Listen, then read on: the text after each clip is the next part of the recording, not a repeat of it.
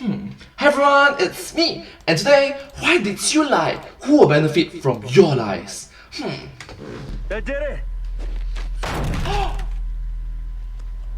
Next. Yeah, bitch! Magnet! Magnet! Magnet! Magnet! Magnet! Magnet! Magnet!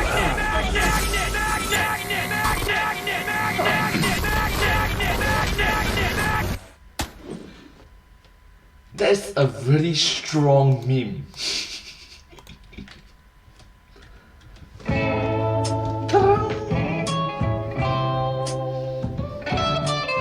Film Theory. Hello, Internet! Welcome to Film Theory. Hello Internet, welcome to Film Theory. Hi.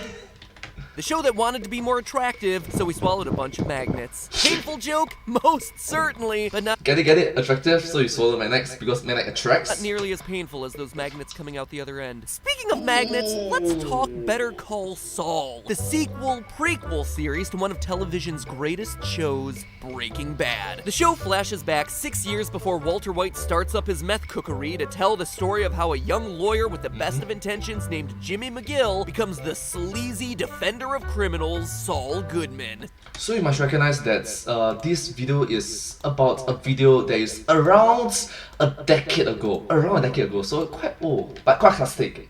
Sadly, not many people are watching it, and certainly not many of you who watch this show are watching it, but heck, every once in a while, I need to take a break from making half-baked superhero theories to introduce you to a show that is definitely worth your time. And let me tell you, Better Call Saul is definitely one of those. Admittedly, it's slow. Like, really slow. Like we're at the end of season 3 and not a whole lot has happened slow. It's also quiet. Like, really quiet. Like, long sequences of the show happen in complete silence quiet. But Alright, but you must recognize that this was for different genre, for different generation of audience. Currently, this generation of audience, us, would like to have fast-paced, short bursts of videos. Boom, boom, boom. It's one of the most beautifully shot, deeply moving explorations of character and relationships ever to be put on a TV screen. These people feel brutally real, both for the good and for the bad. The relationships feel lived in, and for fans of Breaking Bad, it gets you to question everything that you thought you knew about the characters from that series. I mean, I hated Gus Fring in Breaking Bad. He was like my Joffrey in Game of Thrones. I could not wait for this guy to die. And in Better Call Saul, I am rooting so hard for him to win. Someone who I know full well goes on to do awful, horrific things. That is how good this show is, so do yourself a favor. The first 2 seasons are on Netflix right now. Go binge them and then pirate your way through season 3. Do it for 3 reasons. 1, the show is great. 2, it'll help ensure that the show gets a 4th season. And 3, at least then this video may not horrendously underperform. Okay! Wow, that is a big red flag. Anyways, continue. Adpocalypse, guys, it's a real thing. But every once in a while, you gotta do something for art's sake. Anyway, whether you've seen the show or not, the reason I'm dedicating a full episode to it today when I could be covering Wonder Woman, or Cars 3, or Guardians 2, or Pirates, or literally any other thing that I could possibly be covering that'll absolutely get me more views and definitely more ad revenue, is that it poses a fascinating science question that I think you all will enjoy. So to catch you up, Jimmy McGill and Chuck McGill are brothers, lawyers, and deceivers. Although those last two might be a bit redundant, am I right? Up top! Anyway, one of Chuck's defining characters. Oh, snap. You're trying to say that they are because of their being yeah, so yeah, huh? Features is that he's supposedly allergic to electricity. Anything that produces electromagnetic radiation causes him discomfort and pain. In the show's own words, This illness, what does it feel like? There's a tightness in my chest, difficulty breathing, and pain. in fact, he's so sensitive to it that he requires that all the lights be shut off and all watches and cell phones get left outside whenever he enters a room. His house is like a dark cave lit by lanterns, and if he ever does have to interact with electricity, he wears a space blanket to protect him. What's a space blanket, you ask? Compact mylar sheets.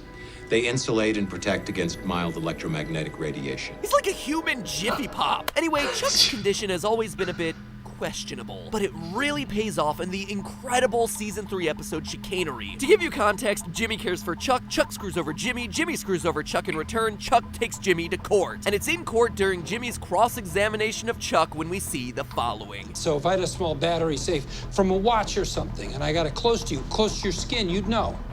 I would feel it, yes.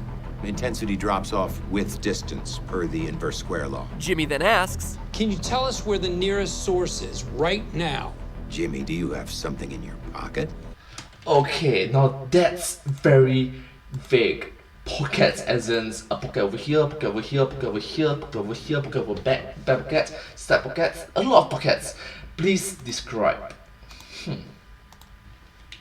But no, it's Chuck with something in his pocket. Jimmy asks Chuck to reach into his own breast pocket, revealing a battery that Jimmy had planted on it. Chuck immediately drops the battery and recoils as Jimmy grabs it, shoves it into his phone, and proves that the thing was charged the whole time. And the internet turned electric, which in retrospect probably sent some discomfort Chuck's way, debating about whether or not unplugged batteries draw any current and therefore produce any electromagnetic radiation. Chuck shouldn't have recoiled from an unplugged battery. There's no current there. No, cell phone batteries are constantly drawing a tiny bit of current, but it's next to none. The exit signs in the room could be giving off stronger signals. Actually, all of this is irrelevant because he's been faking it the whole time. I agree, he has been faking it the whole time. Actually, it's not faking it, it's just that it was a different type of explanation that he's giving to it. Let me explain.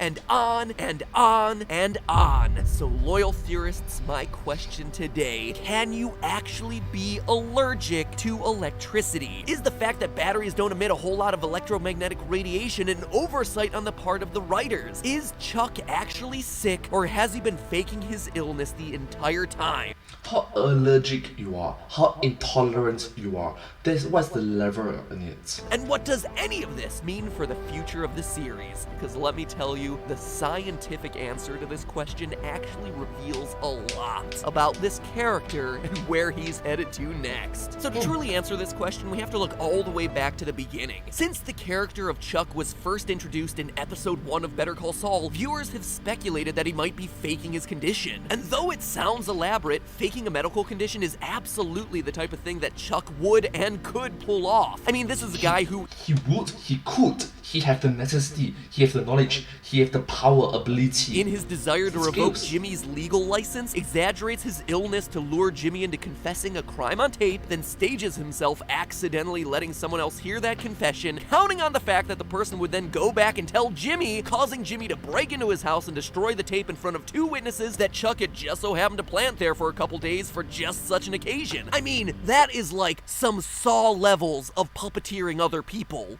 That is just horrible. Please be respectful, polite, and understanding. Be a decent human being, a good human being to everyone in the society. Don't be so selfish. Or convenient plot loopholes, but whatever. That being said, the show has also had several scenes where we see the world from Chuck's point of view, like the one that we used at the top of this episode. And the way that these scenes are shot and edited, it seems to confirm that electricity genuinely causes Chuck pain and distress. There's something called, if I'm not wrong, it's called hate edit, or it's like evil edit, something like that. So edit the video, even though it's like 99% of you is awesome, is positive, is great, is an angel, but if you did one small sliver of mistake, they're going to expand it, zoom in, super zoom in, contrast it, repeat one more time. Even though it's just one mistake, they will not put into your 99 positive things into the actual final cut. There's no one around watching him, and yet he's still acting weird. So the best place to start seems to be answering the question, can a person truly be allergic to electricity? Well, the idea isn't something that was just made up by the writers. There are actual people out there who claim to experience some sort of adverse reaction to electronics. First written about back in the 80s, this condition has since been dubbed electromagnetic hypersensitivity, or EHS. And according to several polls taken, it's been estimated that as high as 4% of the population claim to experience it to some degree. Symptoms can be as mild as tingling skin and fatigue, or as severe as full-blown migraines and heart palpitations. But just because people say they have an illness doesn't necessarily make it true. Is there any scientific data to back this stuff up? Correlation doesn't mean causation. Enter Project Nemesis. That's seriously its name. Like something straight out of Resident Evil. Project Nemesis. How badass must you feel working on a project named Nemesis? These researchers they needed something cool to do with their lives, and they're like,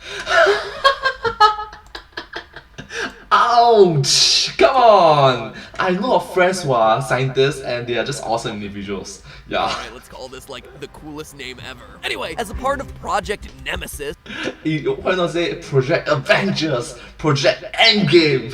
scientists made boxes that, when turned on, would generate an electromagnetic field. The idea was to place these boxes underneath the beds of their subjects. On some nights, the box would turn on and generate a field, and on other nights, it would stay off and do nothing. As part of the experiment, they also made other boxes that looked identical to the electromagnetic field generators, except they were dummy boxes that never turned on. Now, each subject had a dummy box underneath one side of their bed and a live box on the other side, to see if the subjects ever favored sleeping on one side or the other on nights that the live box turned on. At the end of the experiment, there weren't any noticeable physical effects, like heavier breathing or faster heart rates, but 6 of the 35 subjects did consistently switch which side of the bed they slept on whenever the device was turned on. Interesting results to be sure, but certainly not the most definitive. In a follow-on test, researchers had subjects sit in a booth underneath an electric coil, and subjects were then asked to tell the researchers whether that coil was on or off. 7 out of the 63 performed better than chance, but still hardly the electrifying results that they were looking for. So to put the issue to bed, we read a 182-page research review. That's right, 182 pages of this stuff for you guys in this episode. Man, I respect you guys, man. This is just awesome. That's like longer and more boring than The Old Man and the Sea. And we all know how I feel about that book. 182 pages of this stuff that was put out by the World Health Organization, which reviewed not only these studies, but also 30 others related to electromagnetic hypersensitivity. The paper concluded that of those studies, only 7 showed any evidence of EHS existing at all. And of those 7, 2 weren't able to be repeated, another 2 contradicted each other, and the last 3 seem to be the result of statistical errors. Well done, science, well done. Take a bow. Long story short, the research points to this being a made-up condition, which would seem to imply that the people who say that they're allergic to electricity are faking.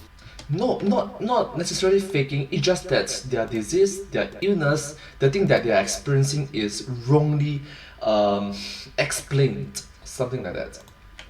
And that would explain some of what we see in the show. It's not, it maybe wrongly explains, falsely explains, or misexplained. In episode 5 of season 1, Chuck is hospitalized. He remains unresponsive until all the electricity is shut off in his room, whereupon he's able to finally talk and explain his condition to the doctor. Seems legit, right? But here's the thing. While he's talking, the good doctor secretly turns his medical bed on, and he doesn't seem to notice. Faker alert! We got an incoming report of a faker. It's the same story with the battery in the courtroom scene from season 3. Chuck is absolutely fine until he pulls the battery out of his pocket and sees it, at which point only then does he flip out and toss it away, obviously faking his reaction. But then in the next episode, Chuck, alone in his house after being disproven in court, grabs hold of a battery which doesn't put out a whole lot of EM radiation, and yet it still seems like it's causing him problems. Because he recognized that he's holding it. Alright? Heck, if you do the same experiments, but it's a dummy, it's made out of wood, it's made out of something that is not electrical, he will still recognize that is the same thing. Why would he keep up the act if he knows he's alone and not being watched? And in real life, why would so many people report having such severe reactions to electricity when the research doesn't seem to back it up? It all seems so contradictory, and that's because it is. The explanation for all of these bizarre symptoms and contradictory research lies in 2 words: the nocebo. Sorry, it's technically 3 words. Forgot to count the. Rewind to the dramatic reveal music. The solution lies in 3 words: the nocebo effect. Now, The nocebo effect. I'm sure you've all heard about the placebo effect, where somebody has a headache, you give them fake medicine, tell them it's real medicine, and voila! Their headache is cured despite it being the medical equivalent of an Altoid. Oh, wow! Anyways, the more you know, there's the placebo effect and then there's the nocebo effect. So it's just mostly suggestions. I don't care how curiously strong it was, it ain't doing diddly for my migraine. Well, the nocebo effect is very similar. You give somebody a Very fake pill, tell them it has certain side effects, and what do you know, they I'm telling you this, I'm letting you recognize that it is this, I'm letting you understand that this is this. Even though it might be fake, you will not be able to recognize it. start manifesting those same effects, even though the pill is fake. In other words, if a patient believes something harmless can actually harm them, oftentimes they'll actually experience real pain. And Yep. that's what's happening with Chuck. He isn't allergic to electricity, but he thinks he is. And that's thinks. enough to cause the pain and discomfort we watch him go through every time he's confronted with electromagnetic waves. Or at least something he thinks emits electromagnetic waves. And this in turn explains everything that we see happen on the show. Remember that pivotal courtroom battery scene? Viewers were upset by the scene because a charged battery shouldn't give off a significant amount of electromagnetic radiation unless it's plugged in. They called this a plot hole or an oversight, but it was totally intentional. Chuck's condition is psychosomatic. It doesn't matter Psychosomatic. Alright, the more you know. One more very chim word to learn from. whether or not unplugged batteries give off electromagnetic waves at all. All that matters is that Chuck thinks they do. The battery doesn't hurt him until he sees it. He's not faking it, he actually feels pain in that moment, but it's not from anything the battery is or isn't emitting, it's from his brain thinking the battery is emitting something that'll harm him.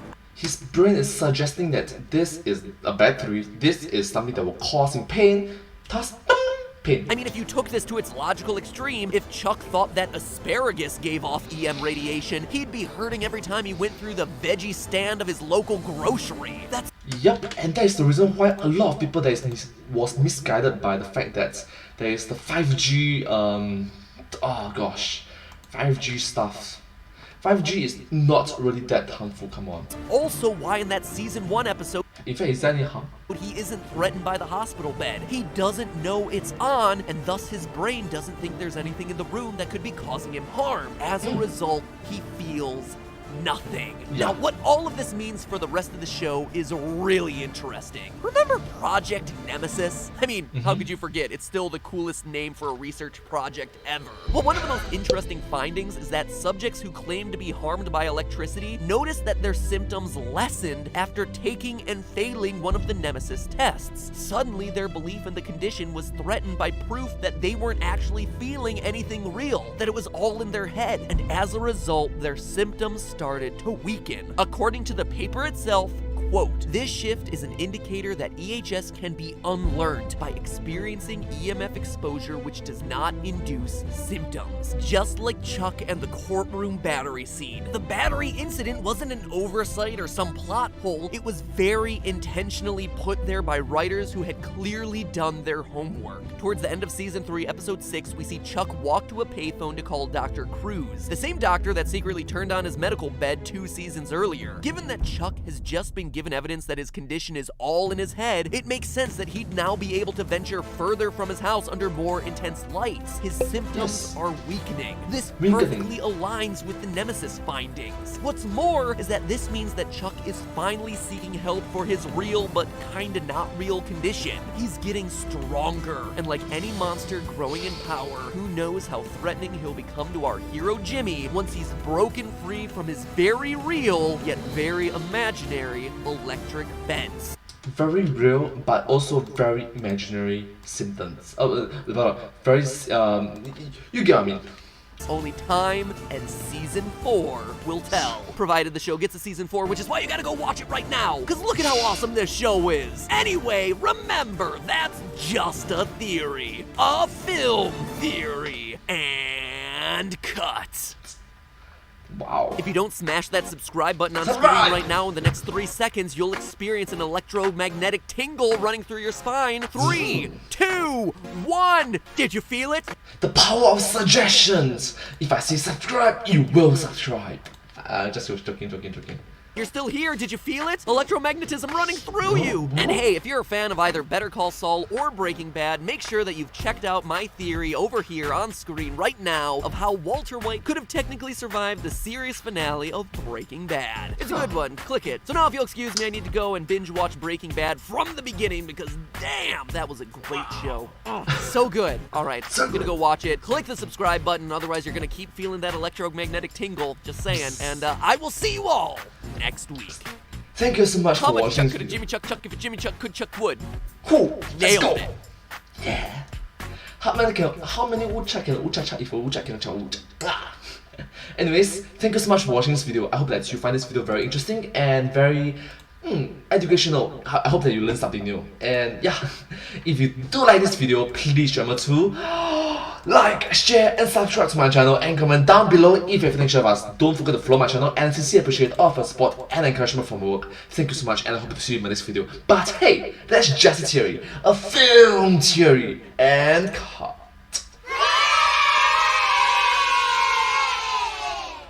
And I hope to see you in my next video. Bye! Subscribe!